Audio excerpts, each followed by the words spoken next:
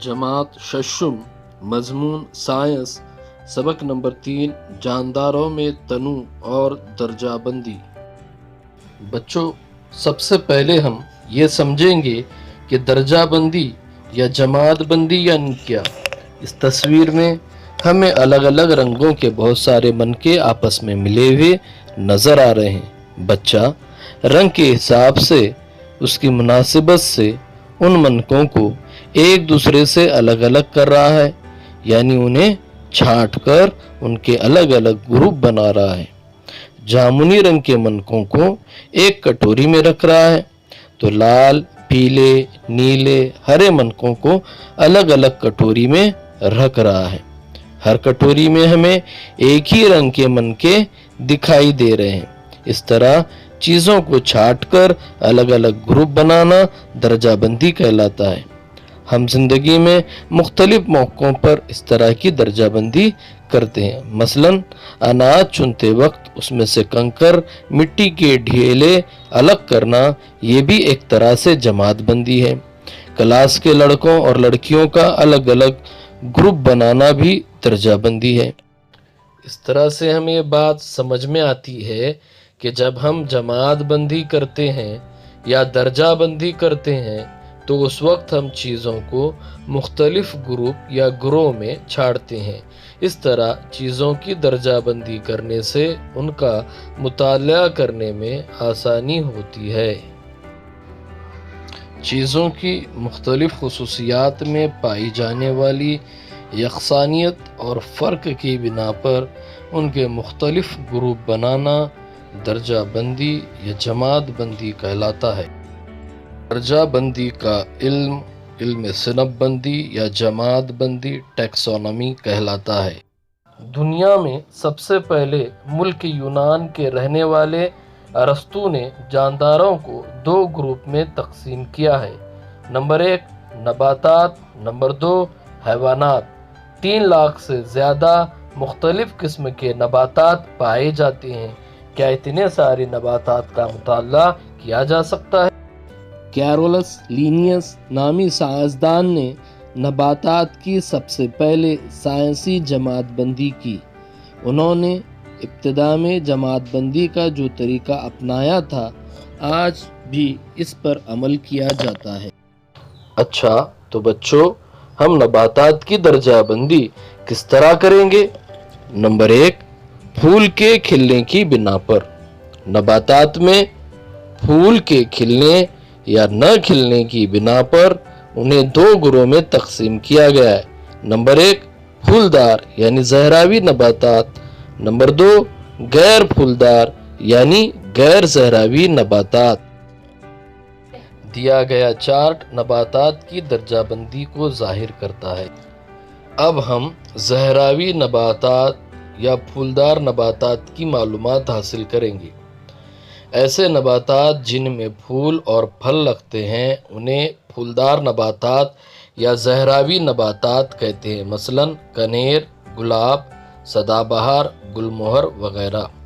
कुछ नबातात में फूल फलों में तब्दील हो जाते हैं, इसलिए फलदार नबातात का शुमार भी फूलदार नबातात या ज़हरावी नबातात में होता है।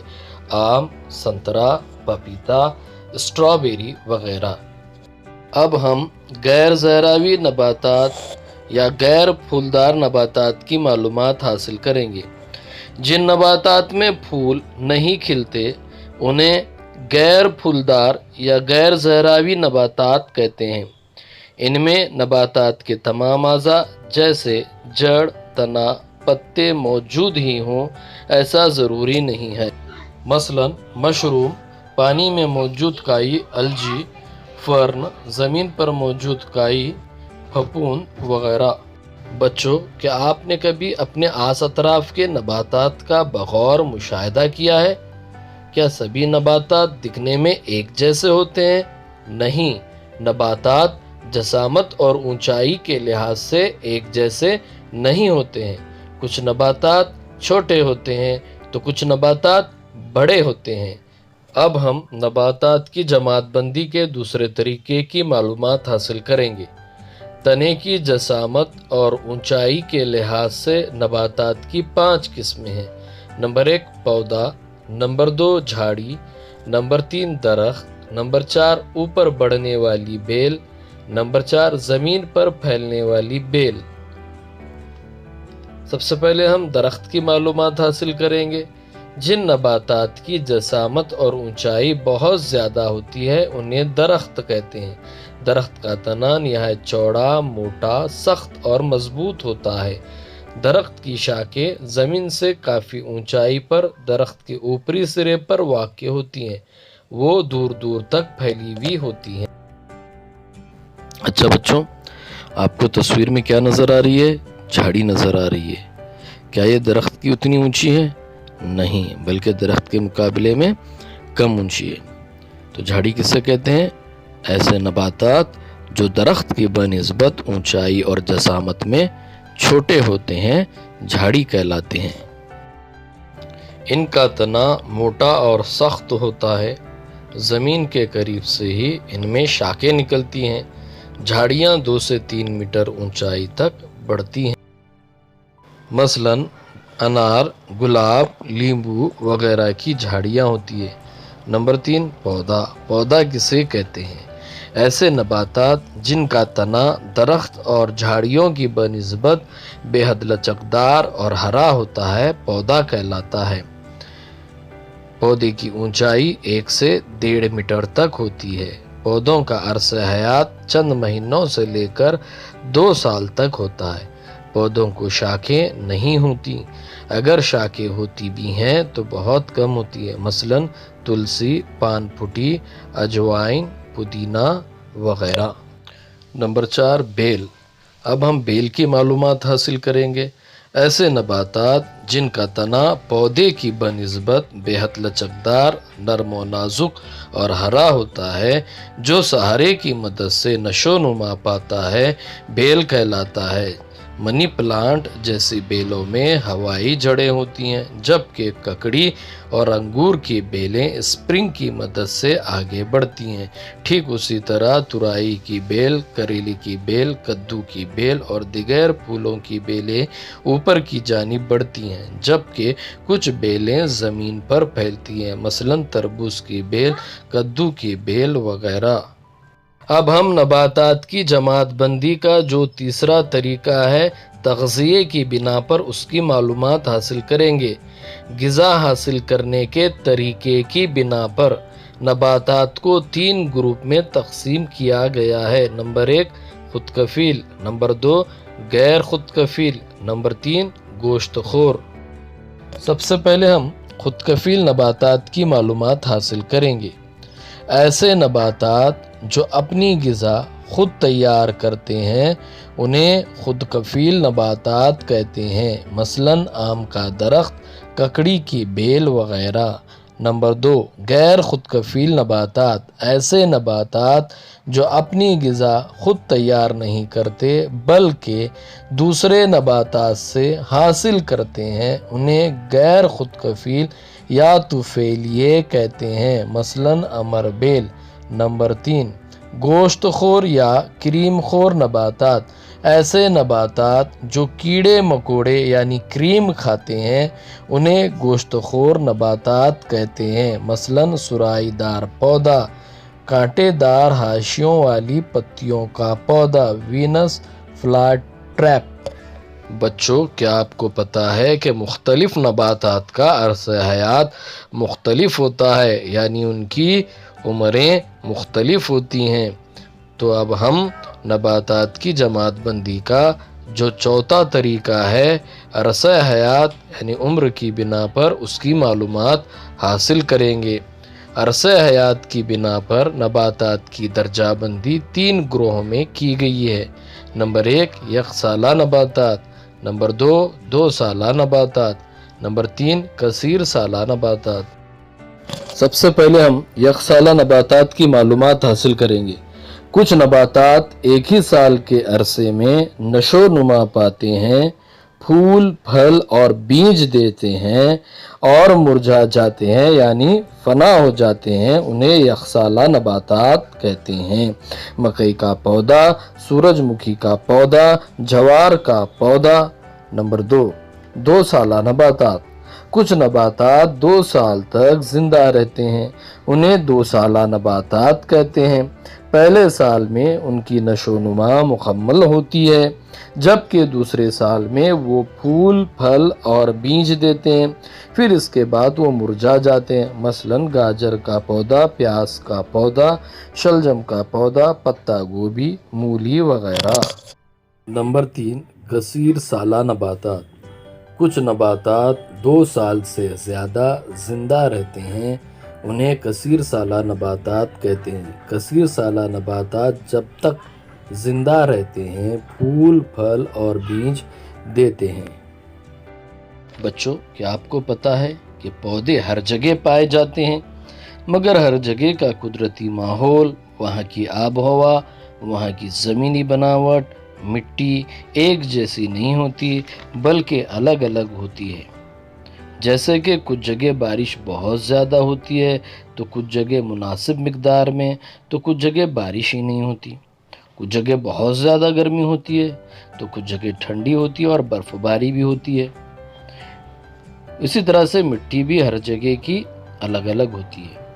کچھ جگہ مٹی سوکھی ہوتی ہے تو کچھ جگہ مٹی ریت کی طرح ہوتی ہے، تو کچھ جگہ مٹی کیچڑ کی طرح یعنی دلدلی قسم کی ہوتی ہے۔ اس طرح الگ الگ مقامات پر الگ الگ قسم کا ماحول پایا جاتا ہے، اس لیے وہاں پائے جانے والے نباتات بھی مختلف ہوتے ہیں۔ آپ سوچ رہے ہوں گے یہ سب پودے جو الگ الگ جگہ اگتے ہیں وہ سب اتنے الگ الگ کیوں دکھائی دیتے ہیں؟ اس کی وجہ یہ ہے کہ نباتات اپنے آپ کو زندہ رکھنے کے لیے آس پاس کے ماحول کے مطابق ڈھال لیتے ہیں، اپنے آپ کو تبدیل کر لیتے ہیں۔ اس عمل کو عمل توافق یا مطابقت کہتے ہیں۔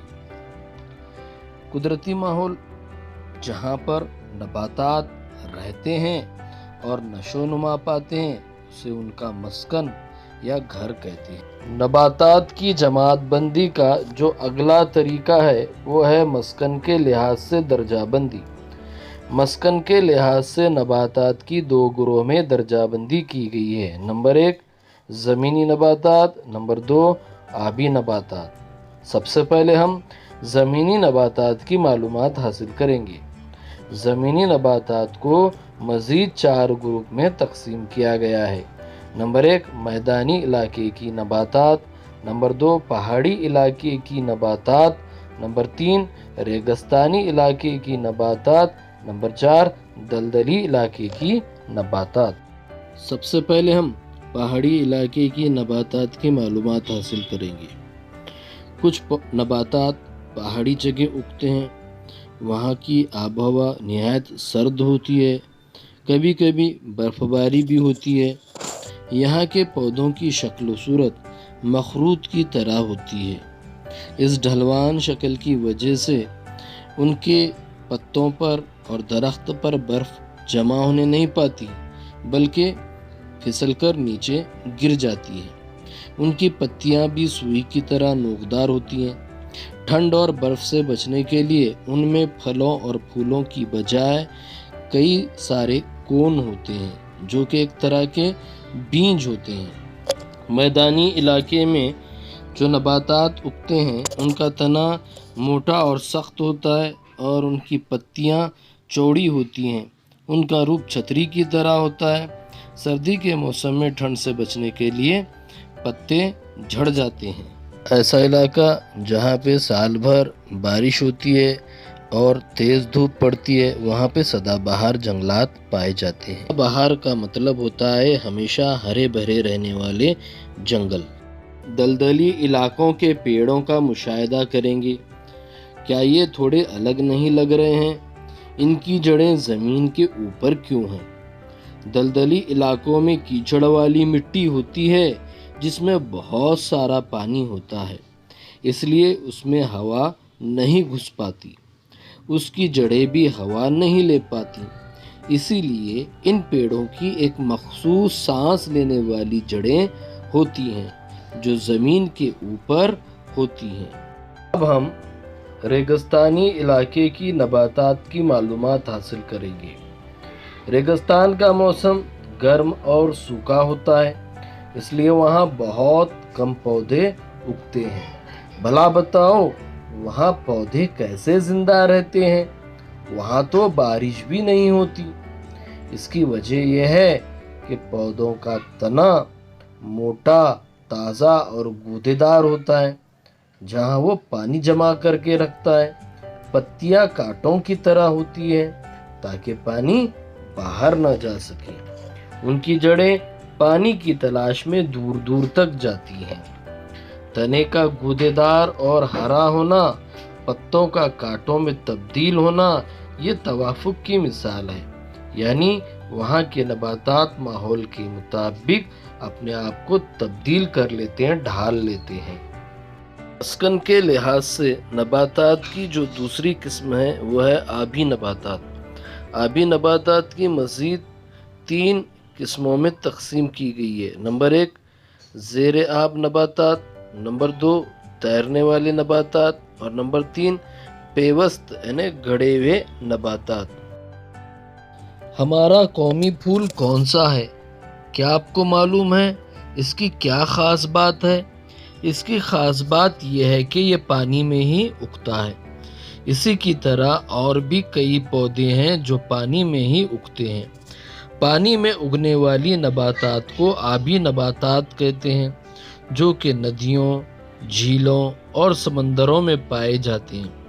کچھ پانی کے پودے جیسے کنول اور واٹر لیلی کی جڑیں پانی کے نیچے موجود زمین کی سطح سے چپکی ہوئی ہوتی ہیں۔ اس کی بڑی بڑی پتلی پتیاں پانی کی سطح پر تیرتی رہتی ہیں۔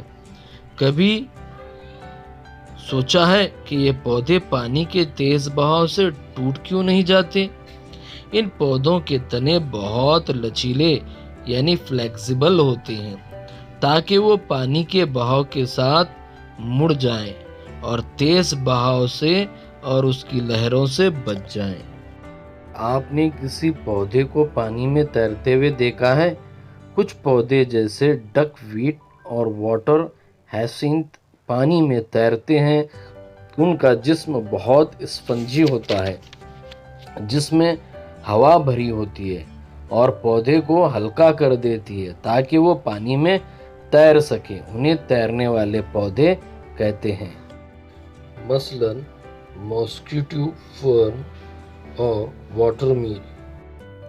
اب ہم زیر آب نباتات کی معلومات حاصل کریں گے۔ کچھ پودے پانی کے اندر اگتے ہیں، انہیں زیر آب پودے کہتے ہیں۔ ان کی پتیاں پتلی ہوتی ہیں اور یہ بہت گھنے ہوتے ہیں کیونکہ ان میں اسٹوماٹا یعنی مسامات نہیں ہوتے، یعنی سانس لینے اور سانس چھوڑنے کے لیے دوسرے پتوں میں جو مسامات ہوتے ہیں، مسامات ان میں نہیں پائے جاتے۔ یہ آکسیجن پانی میں چھوڑ دیتے ہیں جسے مچھلیاں لیتی ہیں۔